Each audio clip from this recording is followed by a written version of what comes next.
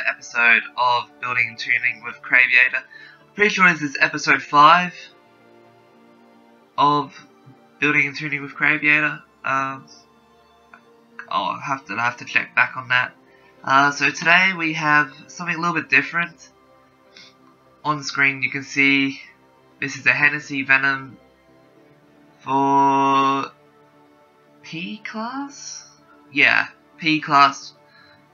No, not P class, that's the prototypes. R class, that's the one. Yeah, so we got the Hennessy Venom for R class at the moment. I haven't really done much of this class, but I've had this car for a very long time, and it's really good. It's really fun around the longer tracks like Road America, Indianapolis, and it's awesome around Le Mans. So with that, let's get started. So what you want to do is go into buy cars if you don't have one. Scroll to H and buy the Hennessy Venom GT. So this one right here. It's only 570,000 credits or 950 tokens if you have tokens. But this is the one you will need to have. I don't need to buy it because I've already got one, so I'm going to go straight to upgrades. And first things first is the conversion. Of course, drivetrain swap is going to be a rear wheel drive, because if there's, look, it's going from 9.4 speed from stock to 6.3 speed in accelerate and in speed, and it goes up 38 pi, which is not what we want. It's really a waste of time there, so we're going to skip that one, go straight to the aero parts, and we're going to put a front bumper on just for the adjustable downforce. This thing is ridiculously fast. I think it hits over 200, yeah, almost 400 kilometers an hour, 245 miles an hour down a straightaway. So we're going to need all the downforce we can have, so before it just flips over and we all crash and burn. So we're going to have the full downforce parts on that one.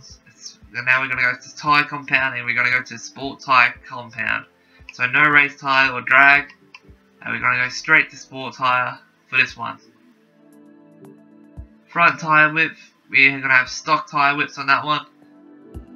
And rear tyre widths, we are going to have stock tyre widths for that one as well. Just looking at the car right now, it looks really nice.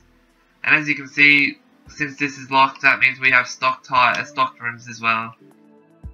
So we don't want any rims for that one. So stock rims for this class, or for this build.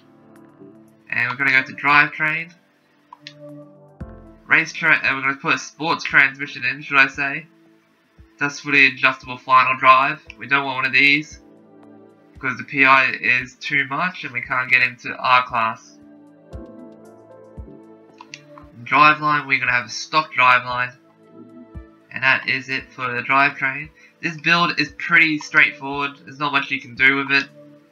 We're going to have race roll bars, so the adjustable roll bars, of course.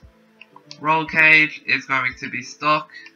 You can put it in there, you can put a roll cage in there, but I feel that I always go for the lightness over the handling. It only gives you 0.1 handling, so I'm not really fussed about that. Weight reduction is in as well, so that's the final part for the build. Pretty straightforward, not much you can do for a car that has 1200 horsepower already. Just a couple of upgrades here and there, but that's about it. And now we're going to go straight to the tune. I'm going to have, as usual, tyre pressure is 30-30 on front and rear. Stock tyre pressure is there. Gearing is going to be 3.4 for the final drive. I'm pretty sure that is stock as well. I'm not entirely sure. I haven't looked at this tune for a while. Yeah, so 3.4 for the final drive there. On the camber, we're going to have -2.8 on the front and -2.7 on the rear. Tow is 0 and 0, and caster is 5. The roll bars, we're going to have 20.0 on the front and 12.0 on the rear. This car has a lot of horsepower, so we're going to need to tame that down a little bit and give that little bit extra grip to the rear. Springs, we're going to have 570 on the front. Rear is 515. And the ride height is 3.4 and 4.3. So springs like the roll bars, we're going to try to tame that car down a little bit. Slow the back end from coming out. So we get that optimum grip that we need for this amount of horsepower. So that there's the optimum traction off the corners.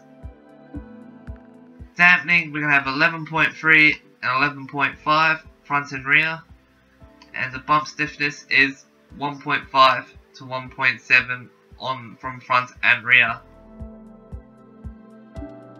Aero, we're going to have full downforce on this. So we're going to have 152 pounds on the front, 310 on the rear. This is because the car is so much horsepower. We're going to need to push that car all the way down so it just sticks to the ground. It's like glued to the tarmac. Sorry, I was just on my phone. Brakes, as normal, is 48% on the balance and 140 pressure. Like I've said before in previous episodes, this is personal preference, should I say. I prefer 140 pressures and 48% balance. I don't lock my brakes up that much, and I believe this is the sweet spot for me. This could be completely different to you, so you guys can try this out. You can go to 100%, 200%, 50%, whatever you feel comfortable with. And last but not least for the tune, the differential is 31% on acceleration and 8% on deceleration. So that's 31% on acceleration and 8% on deceleration. So that is it for the tune, guys, and the build. Pretty straightforward. Like I said before at the beginning of the episode, this car is good for around Road Americas, your Indies, your Le Mans. Really good around Le Mans because it's got those really massive straights. But that's about it for today's episode, guys. If you liked it, please give it a thumbs up, share, favorites, all that kind of stuff. If you want to see more content like this, please subscribe, and I will see you guys later.